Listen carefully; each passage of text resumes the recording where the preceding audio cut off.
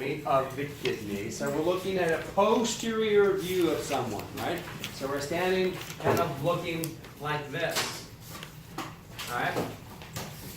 You have the left kidney being slightly higher than the right. You can notice which ribs are these. What name do we give these ribs? Which ones?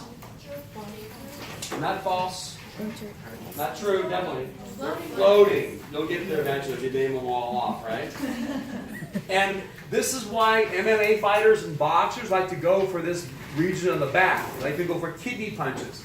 They're actually trying to snap a rib off and puncture your kidney, because that would hurt like hell, and that's the whole point, is to incapacitate you. But that's why that's the targeting. But we realize we don't have a whole lot of rib protection for the kidneys. But we do have other ways of protecting your kidney. So the left is higher than the right. If we look inside, right, you always want to kind of get your bearings for a moment. Vertebrae. What part of the vertebrae is this? The bottom. Okay, what part is this, do you think? Transverse process. Very good. There's the spinous process. And the vertebral column is coming out like this. So there's a bit of a groove in a sense, like a trough that runs along the vertebral column. And my kidneys sit right in that trough.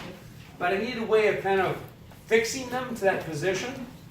So as we had for the lungs, where we had parietal pleura, and for the heart we had parietal pericardium, we're going to be looking at another layer of serous membrane known as the peritoneum. And we have a parietal and a visceral peritoneum. The parietal peritoneum, in blue here, is this layer that covers a lot of your organs, but it also is going to be covering the kidney. And the kidneys are actually underneath it. Now the difference is, think about the parietal pleura. This is the parietal pleura, and this hand, let's do it this way. Here's the ribs, here's the parietal pleura up against them, right? So my head would be the lungs, right? Well, in this case, the organ is behind the parietal pleura. And there's a special word for that. It's called retroperitoneal. That means that the organ is not in the usual location.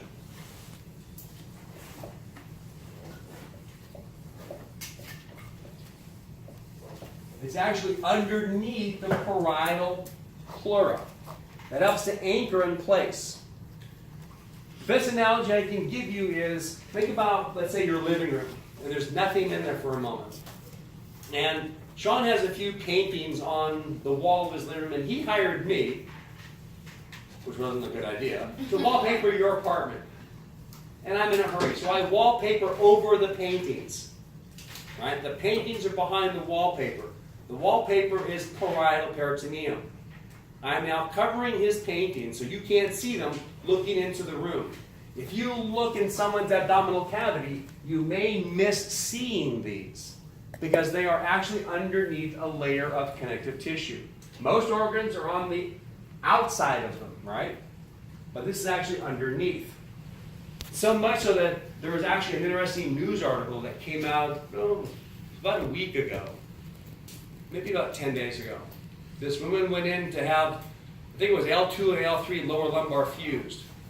And she had two surgical teams. Primary surgeon was to open her up, and then she had the specialist come in to fuse the vertebrae. And the specialist went above and beyond the call of duty and said, you have a pelvic mass, so I'm just going to take that pelvic mass right out. It happened to have been the kidney that didn't fully ascend all the way up. He apparently fell asleep during that lecture in anatomy class. He removed a completely, fully functional kidney. All right? One, because it's retroperitoneal, kind of hard to see. But if you actually hold a real kidney, which I'm hoping Amy's going to get me at least one for you guys to see next week, it's like holding a jellyfish in your hand, right? It's a rather gelatinous, it's kind of a sloppy, wiggly, jiggly organ. Not like the heart, where it's nice and firm.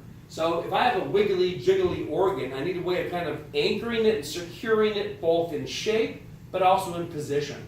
And that's one of the ideas behind the parietal peritoneum, is I need to anchor the kidney against the back, but then I have a very tough fibrous capsule around it, sort of like pericardial sac material, to kind of help keep its shape And then even one more layer of protection is a perinephritic fat pad. Because peri means around, nephritic means kidney, so it's around the kidney fat pad. And that helps to protect your kidney. Has anybody here ever heard of a floating kidney? That's where you get a rupture in the peritoneum. And it's literally just kind of bouncing around there a little bit. All right? It's not very secure. But those are the three ways of keeping your kidney kind of in position. It is retroperitoneal because of the parietal peritoneum, and the kidney is actually literally under it, where most organs should be on top of it. It's surrounded by a perinephritic fat pad and a thick fibrous capsule. It's tucked up against the posterior wall of your abdominal cavity, so you're going to be looking at kitty cats, literally, and also these models to help represent that idea with them. And maybe always make sure that your surgeon will only remove what you have agreed to have removed. The next idea is the gross anatomy inside of the kidney. To help you guys practice this, the least you should do tonight, with whatever vapors of energy you have in your bless you brain, is to come over here and photograph every single different pelvic model we have, or I should say kidney model. Right? These guys, and all these different ones over here. The ones that are on the bottom shelf over here, there should be a bright fluorescent one somewhere along the back counter. It should be long and black. And then also the torso models. Right? Photograph everything so at least you can begin practicing and working on these at home. And we're going to be looking at the gross anatomy inside. So like your adrenal gland that had a cortex and a medulla, right? We have the same thing inside of the kidney. It has an outer cortex and an inner medulla. And you can see where the boundary is of the cortex because they're showing to me with this line right here. So all of this is cortex. But then if I follow the cortex by color, it also dives down in here, and these form columns. And those are known as renal columns. It's an extension of the cortex into the region of the medulla, kind of invading it in a sense, or interrupting it. Because all of this is going to be the medulla, all down through here. Now we have these pink triangular things. They're kind of shaped like a pyramid, and they're in the kidney, so let's call them renal pyramids. I think of them more as sugar snow cones in terms of their structure. You know those old-fashioned that come to a point, right, that are made of dark sugar? That's what these actually look like, because this is a very good representation. This thing right here, kind of a funnel cone-shaped structure. That is what a renal pyramid is actually shaped like, right? Very large circle at the top, and it kind of funnels down to a more narrow neck-like structure. And that more narrow neck-like structure, right, is known as the renal papilla. And if I look at the pink triangle with its more narrowed projection called the renal papilla, it seems to be protruding into this little neck-like region. Well, each of these little neck-like regions are part of a calyx system. And since they're small, they're known as the minor calyx. But every renal papilla points into them. What the picture doesn't show you, but the model does quite nicely. If you come up and look at our little renal pyramid here, and I look at it at an angle, you guys can see some dots at the base of the funnel. Those are holes. And you are literally dripping urine into the minor calyx from all of these. It's a non-stop drip process. And the minors, when they merge together, form a common area known as the major calyx, right? Oops, there we go, major. Majors are where minors have come together, right? Minors come together, minors come together. And then the same idea, where majors kind of merge together, we're going to get a renal pelvis. And then the renal pelvis is the entrance into your ureter. You have two of them, one for each kidney. A little warning, students tend to get a ureter mixed up with a urethra. Right? Ureters go from kidney to bladder. urethra is bladder to the outside world, right? We're going to have one for each kidney. Well, like we did with bones, where you guys had the functional unit of a compact bone known as an osteon, right, made of concentric lamellar rings with a central canal, right? We have the same idea in kidneys. A renal lobe is this dotted line region. It is a functional region of a kidney. It comprises of an entire renal pyramid, but half of each adjacent renal column. And all of that makes one renal lobe. Well, we've got several. We've got 1, 2, 3, 4, 5, 6, 7 on this one. There can be as many as 18 renal pyramids in one kidney. Might be more for some and fewer for others. So that gives us a renal cortex, a renal medulla, renal columns, which are extensions of the cortex, a renal lobe, a renal pyramid, a renal papilla, which is the tip of the pyramid that pokes into the minor calyces. The minor calyces form a major, and the majors come together for a renal pelvis, and that drains into the ureter. And then we have some empty voids, some spaces, known as renal sinuses. Renal sinuses right here, right? It's an empty space. And they tend to be filled with adipose. When we have kidneys, hopefully next week, I'm going to try and have at least one real one, and it's really hard to dissect an unpreserved kidney. It's like trying to hold a jellyfish in place and slice the jellyfish. But we'll have preserved ones. But that means the tissue is really firm, and if you're good, you can cut it and make it look just like this. All right, you'll see all the calyces and the major blood vessels that are there. Speaking of blood vessels, we have to follow the flow of blood, because if you think about tonight's lecture, we talked about making filtrate from blood. Paula? Sorry, do we need to know the connection to that there's a hole in that previous figure? Oh, what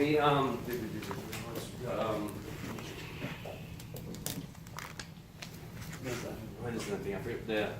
It's renal foramen. That thing, no. Oh. No. And here's how you know that. You check your need to know list and go, oh, it's not on my need to know list. That's cool. But no, you don't need to know it. All right, blood vessels. Renal artery comes in, and when arteries branch, we change the names, right? Right. So now I'm going to get to my segmentals. And then to kind of break the rule a little bit, all of this is segmental until you get up in between my pyramids. Remember, this was a lobe, right? A renal lobe. So when the segmental then begins to enter a lobe, they call it interlobar arteries. Those are the arteries that go up in between the renal pyramids. Then we come and we have this little arch of arteries. And those are known as the arcuate, because arc means arch. So this is the arcuate artery along through here. And then veins and arteries have the exact same name. So I'm just pointing to the veins over here, and then arteries to let you realize that names and arteries have the same name. So you got renal to segmental. Segmentals then become low or interlobar, right? In between lobe arteries to the arcuate arteries, because they're an arch. Then we get these guys right up in here. Now, I like this name better, right? Cortical, radiate, artery, and vein. So this is the cortex, and the arteries radiate into that. That makes perfect sense. Forewarning. I don't know if McKinley, I think McKinley does this. I know a lot of other AP books do. There's another name for cortical radiate arteries. You're going to love this name. They're known as interlobular, which is damn close to interlobar, right? Interlobular.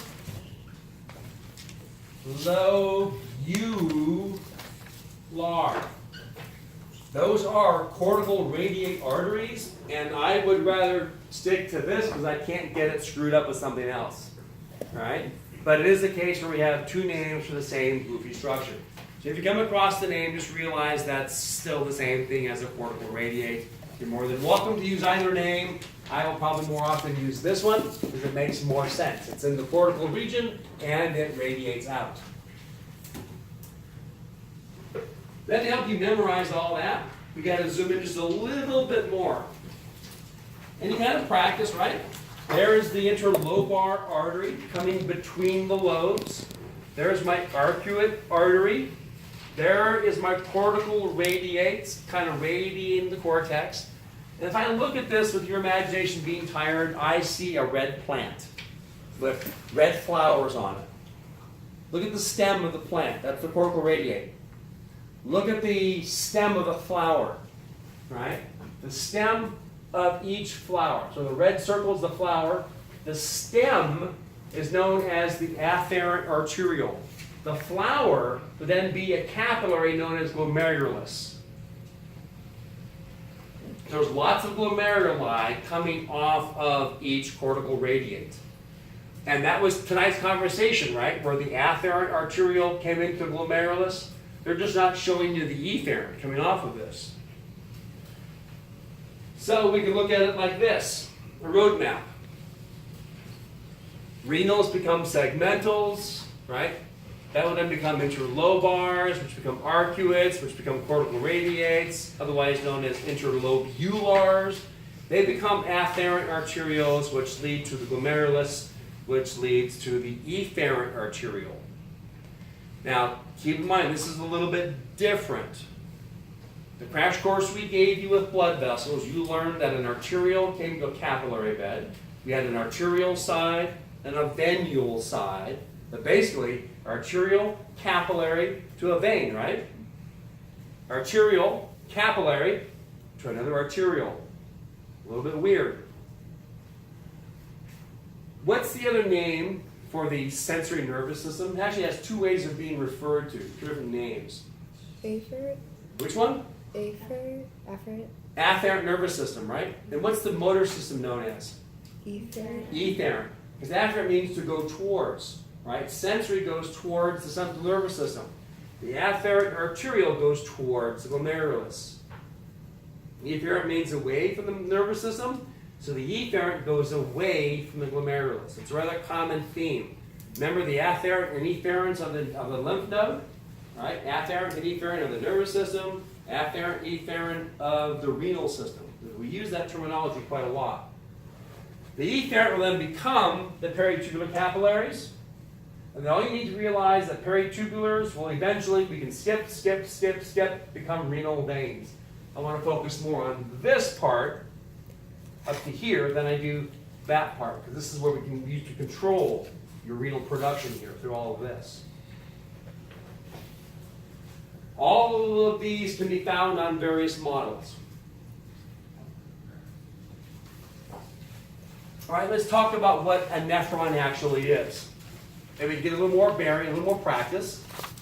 So there's your arcuate artery, cortical radiate, afferent, glomerulus, and then the efferent. And then there's this like snake-like thing that follows it. This whole thing is a nephron. And this is the functional unit. This is what makes urine in your kidney. You've got about 1.2 million of them in each kidney. You've got a lot of them. They're teeny, teeny, teeny, tiny. Does anybody know what the procedure is called when they remove a kidney from you? Nephrectomy? A which? Nephrectomy? Yeah, a nephrectomy. Because why? You're removing a crap load of nephrons. That's why it's called a nephrectomy. All right. Well, the tubular pole part we can ignore, but you see this twisted part, and it's a tube. That's why it's called the proximal convoluted, because it's all twisted. But the proximal refers to that it's the tube closest to the glomerulus. Then we're going to get to what's called our loop of Henle. And then after the loop of Henle comes the distal convolute, because it's the furthest from the glomerulus. Now, this is anatomically very important. The distal convoluted tubule is going to come up, and it's going to come up between these two arterioles. And it's sort of like if I took my hand and made my little finger the efferent and my thumb the afferent, my wrist would be the distal convoluted tubule. It's literally this kind of an idea. All right? And it forms a very important structure we're going to look at a little bit later tonight. Right? But any diagram that does not show you the distal seeming to come between these two is an inaccurate anatomical reference. And we do have a couple of them in the notes. Right? So they're more about like a schematic diagram. Now the tube, what they didn't label is this part right here. Right? This right here is the same as this, which is the same as that, which is a collecting tubule. So the distal convoluted tubule becomes the collecting tubule, and any time you see collecting tubules, that means there must have been a nephron attaching to this big structure here called a collecting duct. This is like an apartment complex. This is the main drain, and each of these are the pipes in the various floors of your apartment. And then each apartment contributes to its waste disposal system here. If you notice, most of the nephron is up in here, called the cortex.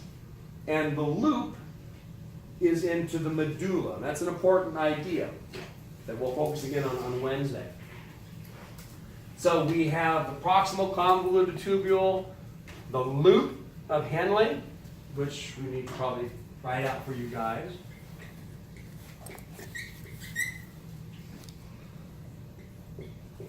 And that's because Dr. Henle discovered it.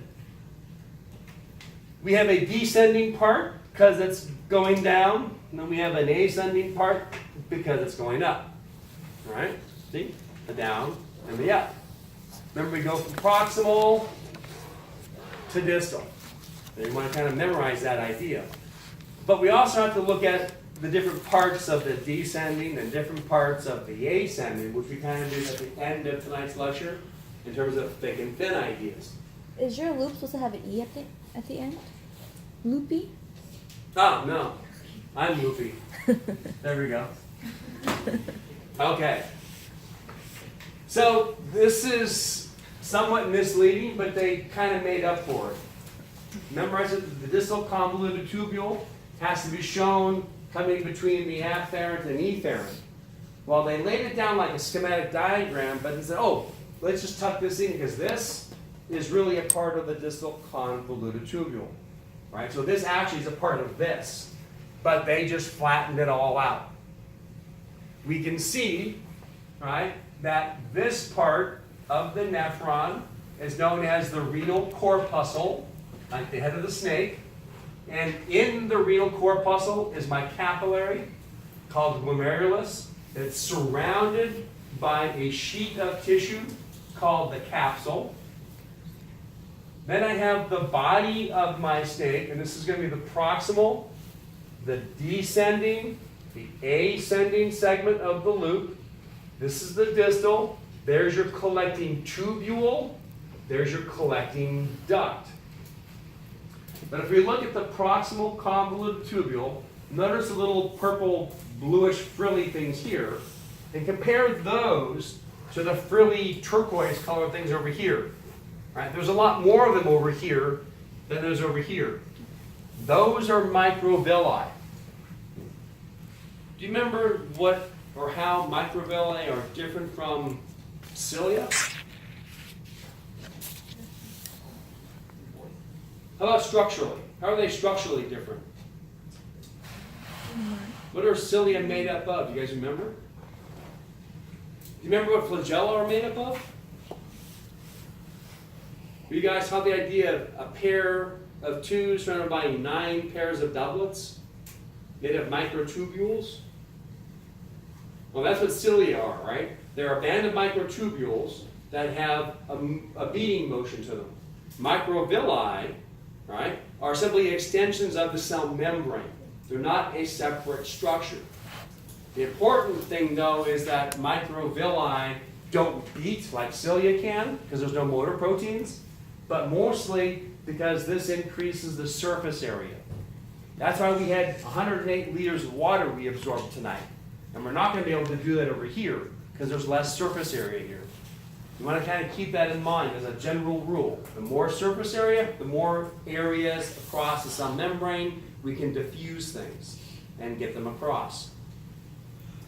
We can then go back to the loop, or the loopy, and realize that this is the thick part of my descending, and that's the thin part, right? Simple cuboidal for the thick, simple squamose for the thin. Remember, this was the only part that was permeable to water. Then we had the thin ascending, and then the thick ascending, and this was the part that was only permeable to ions, but not to water. Then we get to the descending, the distal convoluted tubule, the distal convoluted tubule, and then we get to the little teeny tiny collecting tubule, but then I notice bright yellow cells that are known as intercalated cells compared to the not bright yellow cells known as principal cells. They will each have a different function that we'll address a bit on Wednesday and then the following week.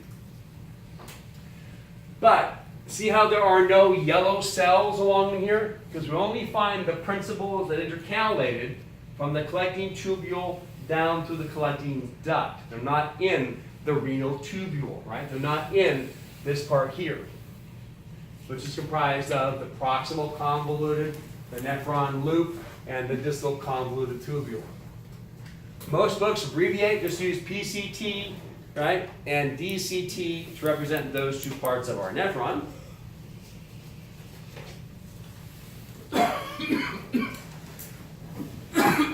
And then we have this idea. So get your bearings for a moment. So we're looking at a segment of my kidney. There's the cortex and the medulla. So there's the cortex and the medulla. This is my renal papilla, right? Which means it's the lower portion of my renal pyramid that I remember pokes into the minor calyx. So this grayish brown area is the minor calyx.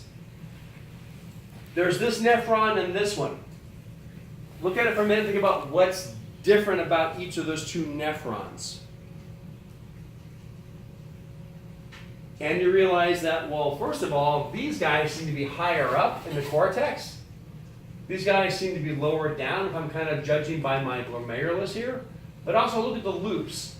The cortical loops just go a little bit into the medulla, whereas the juxtamedullaries go almost all the way down. They have a much longer loop of Henle. And look at the word juxtamedullary. To be juxtaposed means what? Does anybody know the definition of juxtaposed? Comparing two alike. To which? Comparing two things that are not alike. That's one way. Or how about two things that are next to each other? All right? Next to the medulla. It's the nephrons that are closest to the medulla. But they also have really long loop of Henles. 85% of your nephrons are of the cortical kind. Only 15% of the juxtamedullaries. And juxtamedullaries create a much more concentrated urine. They make a much more saltier urine. So most of our nephrons are of the cortical type, which means their loop of Henles don't go that far down into the medulla region.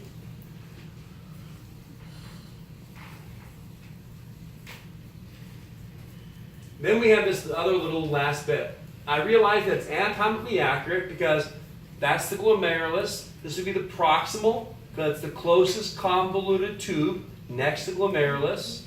Then it's going to come down. That would be my descending thin, ascending thick. There's my distal between the afferent and efferent. That's all copacetic. That's cool.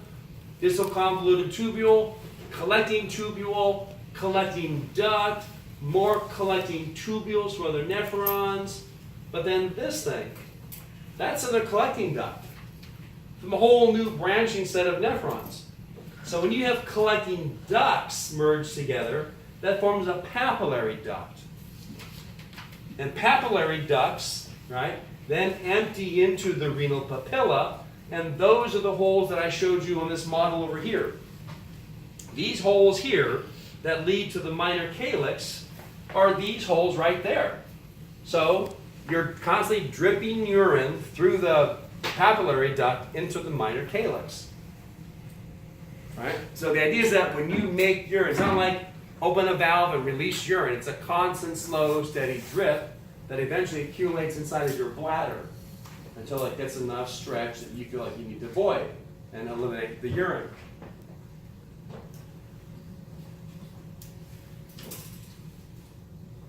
Almost done for the night. So there's my cortical nephrons. There's my juxtamedullary nephrons. There's my afferent arteriole, the correctly shown distal convoluted tubule. There's the efferent becoming the peritubulars, right? Peri means around, so it's around the tube capillary. This is where we will do all that reabsorbing we talked about tonight. Getting 108 liters of water to go from the tube into the capillaries. All that glucose, all that sodium will go into this blood supply and all the way around my loop of Henle. With cortical nephrons, all I have are peritubular capillaries.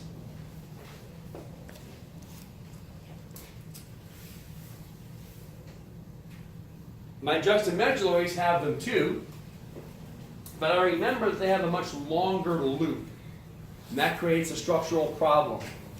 If you look right here, where it says vasa recta,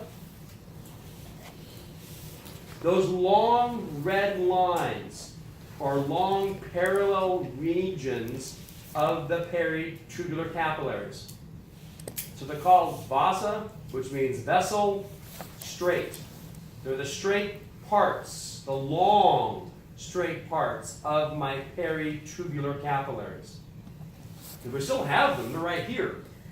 But it's only the parts that go across that are actually referenced as the peritubulars. But these long parallel segments are the vasa rectas, because I have a much, much longer loop of Henle. I need more time to reabsorb my nutrients with that longer loop of Henle. So corticals have nothing but peritubulars. Juxtamedullaries have both peritubulars, but they also have an additional vasa recta just around the loop of Henle.